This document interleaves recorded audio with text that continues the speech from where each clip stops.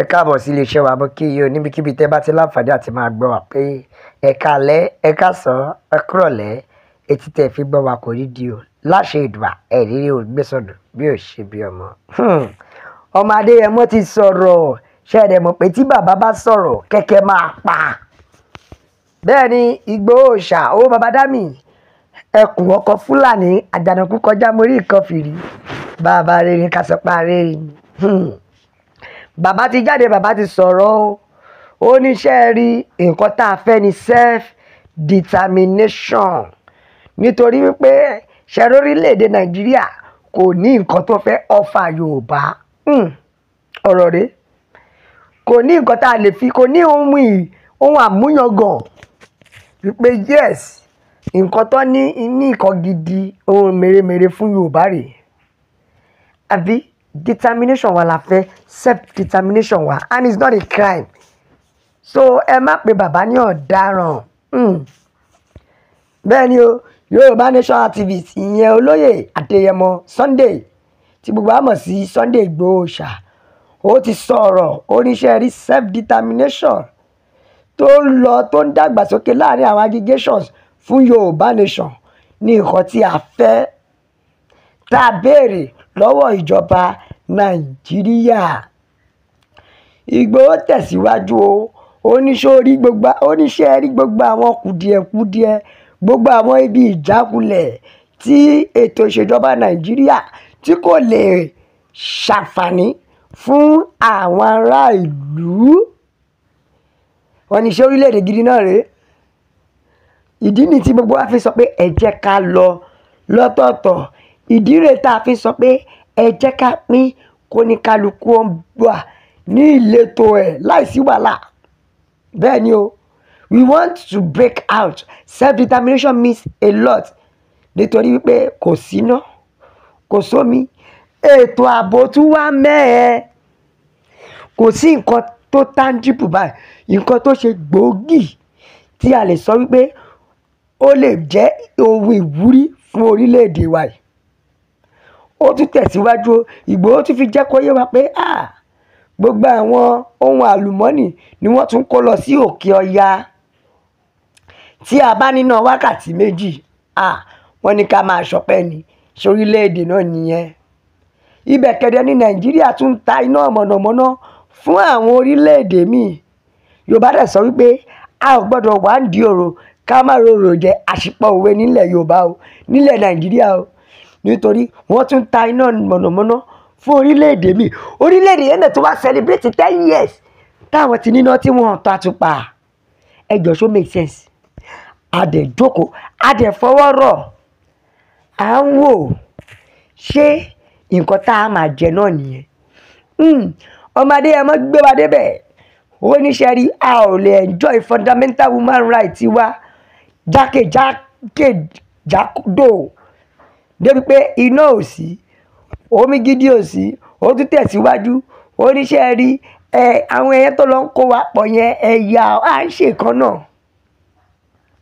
The meaning of a country is for its citizens to know their rights nígbà tó yẹ pọ̀ ti derive wọn ò jẹ́ ká rí right wa mọ́ kò sẹ́ni tó lẹ́tọ̀ọ́ àti sọ̀rọ̀ ṣé ìlú tó jẹ́ pé àwọn ará ìlú èdè ọ̀tọ̀ọ̀tọ̀ ni wọ́n ń sọ àbí àti wá sọ èdè Gẹ̀ẹ́sì àti sọ di èdè Nàìjíríà ọmọ Yorùbá pàtàkì ni èmi o ọmọ Adéyẹmọ sọ̀rọ̀ ó ní ọmọ Yorùbá pàtàkì ni mí àṣà àti ṣe mi ò lè gbàgbé rẹ̀ ẹ wò ẹ pín orílẹ̀-èdè ẹ jẹ́ kó ní kálukú wa ó lọ ṣé nǹkan tá a béèrè fún ṣó lè ní ẹ fún wa ní òmìnira wa ẹ jẹ́ ká lọ ẹ wò ẹ jẹ́ ká ka àtẹ̀jíṣẹ́ àwọn èèyàn ẹ já gbọ́ nǹkan tí àwọn èèyàn sọ Yorùbá nation la fẹ́ òmìnira ilẹ̀ Yorùbá òun ló jẹ wá lógún o nílé lóko lọ́nà lẹ́yìn odi bẹ́ẹ̀ ni ìkan ló jẹ́ kó wá ó ní I'm proud of you jàre ọmọ Adéyẹmọ ó sọ̀rọ̀ bẹ́ẹ̀ ni o ó sọ̀rọ̀ nítorí ọ̀rọ̀ yìí ó wọ ara ìkan ló ní Haúsá àti Fúlàní wọn náà nìkan ló láǹfààní àti pín orílẹ̀-èdè yìí o nítorí àwọn ni wọ́n sọ̀rọ̀ tá à ń gbọ́ they are the only one who can speak in one voice tó dẹ̀ jẹ́ wípé wọn ò ní fi ẹ̀sùn sí wọn lẹ́sẹ̀ ṣùgbọ́n Yorùbá Ìgbò ṣe rí gbogbo àwọn àgbààgbà wa gbogbo wọ́n ti jẹ dòdò lọ́wọ́ ìjọba, wọn ò lè sòdodo mọ́. wọ́n ti tà wá lọ́pọ̀ fún ìjọba. ìkan ló tún jẹ́ kó wá ó ní that is the best way to go, wípé this Nigeria is nothing again, the only way is what? Freedom. Bẹ́ẹ̀ ni o, òmìnira wa òun la fẹ́, bẹ́ẹ̀ ni òmìnira wa ló lè ṣe. Ẹ jẹ́ ká tún ka àtẹ̀jíṣẹ́ àwọn èèyàn sí. Ọ̀kan ló ní tí arákùnrin bá lè yege pẹ̀lú èròǹgbà láti rí pé òun kó gbogbo àwọn ọmọ Yorùbá lọ sí ilẹ̀ òmìnira, wọ́n ní iṣẹ́ ńlá ni o. Ṣùgbọ́n tó bá padà rí ìjákulẹ̀, wọ́n ní ohun tí àwọn ìjọba máa fojú ẹ̀ rí ó máa le. Ṣẹ̀rí àwọn ìjọba máa lo àǹfààní yẹn láti tún fi dá another terror group sílẹ̀ nílẹ̀ Yorùbá bíi tàwọn Boko Haram bíi IPO anyway. Ṣùgbọ́n I wish you best of luck in his ambition, ìyẹn ọmọ Adéyẹmọ, nítorí wípé ó dìde fún gbogbo ọmọ Yorùbá. Ó ní kí ọmọ Yorùbá má padà jálẹ̀ ni o. ọ̀rọ̀ ni. Ìkan ló ní you are comparing someone who wants to become independent and someone who is nothing to absorb. Òun fi ẹgbẹ́ tó jẹ́ wípé òun fọ̀rọ̀ wẹ́dẹ́ pé ó fẹ́ gba òmìnira. Ṣé mọ̀ pé tí takin ló máa fi máa sọ̀rọ̀ yàtọ̀ sí ẹni tó jẹ́ pé ó ti jẹ́ dòdò tí ò lè sòdodo, àbí?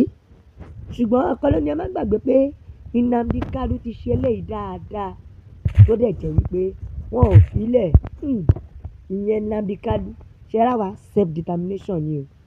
Bẹ́ẹ̀ ni o, ìkan ló ní wọ́n bá múra wọ́n á fi kíní ìdá another terror group lé nílẹ̀ Yorùbá.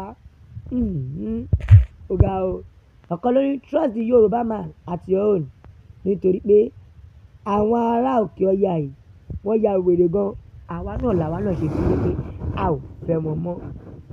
Bẹ́ẹ̀ ni o, a ò fẹ́ wọn mọ́. Ẹ jẹ́ kó ní kálukú lọ, nothing to be proud of, no future, no direction. Ojoojúmọ́ ní ẹ̀sùn peléke sí movement láti 1960. Owó yíyá yìí náà ni.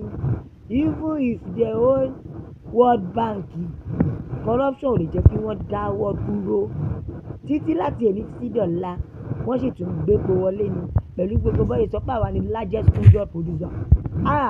Gbogbo ọmọ Yorùbá ilé ti ya. Ẹ bá wa share, ẹ like, ẹ subscribe, ẹ tẹ̀ sójú ẹ̀. Ẹ jẹ́ yàwó èèyàn lọ́tùn lósì pé bàbá ti sọ pé ìjọba òmìnira wa la fẹ́. Bàbá sọ pé a ó máa bẹ ọ̀bí ẹni bẹṣu, atẹ́lẹ̀ẹsẹ̀ yóò sì máa bẹ̀rẹ̀ o. Gbogbo ẹ̀ tó bá mà láò ní dé, òun láò ní délé bá. God bless Yorùbá nation. Ó dàbọ̀.